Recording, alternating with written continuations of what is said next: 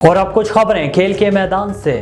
Melbourne test میں محمد رضوان کے متنازع آؤٹ پر آسٹریلوی ٹیم کے کوچ اینڈریو میکڈونلڈ کا ردعمل بھی سامنے آ گیا۔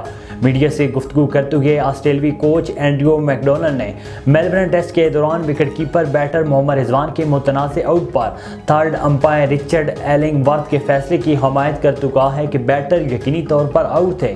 حفیظ کے بیان پر حیرانگی کا اظہار کرتے ہوئے انہوں نے کہا ہے کہ آسٹریلوی کرکٹر سمیت امپائرز کو یقین ہے کہ رضوان یقینی طور پر آؤٹ تھے۔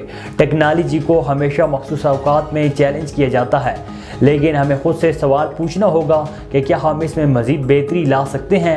یاد رہے کہ میڈیا سے گفتگو کرتے ہوئے ٹیم ڈائریکٹر محمد حفیظ کا امپائرز کے فیصلوں پر تشویش کا اظہار کرتے ہوئے کہنا تھا کہ اگر ہم پورے کھیل کا تجزیہ کریں تو امپائرز کے بہت ہی متضاد فیصلے تھے۔ میرے خیال میں اس پر توجہ دینے کی ضرورت ہے۔ ایشین شوٹنگ کی سالانہ رینکنگ جاری کر دی گئی۔ 21 سالہ پاکستانی خاتون شوٹر کشمالہ طلعت 5ویں پوزیشن حاصل کرنے میں کامیاب رہیں۔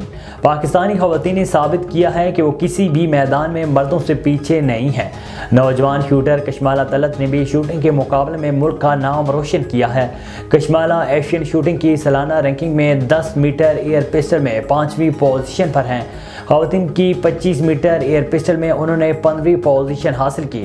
کشمالہ طلعت نے اس سال ایشین گیمز میں 10 میٹر ایئر پسٹل میں برونز میڈل جیتا اور ساتھ ہی کسی بھی کیٹیگری میں پاکستان کی بہترین شوٹر کا اعزاز بھی حاصل کیا تھا۔ دوسری جانب ایشین شوٹنگ رینکنگ ٹاپ 10 کی فہرست میں کشمالہ طلعت کے ساتھ جی بشیر کا نام بھی شامل ہے۔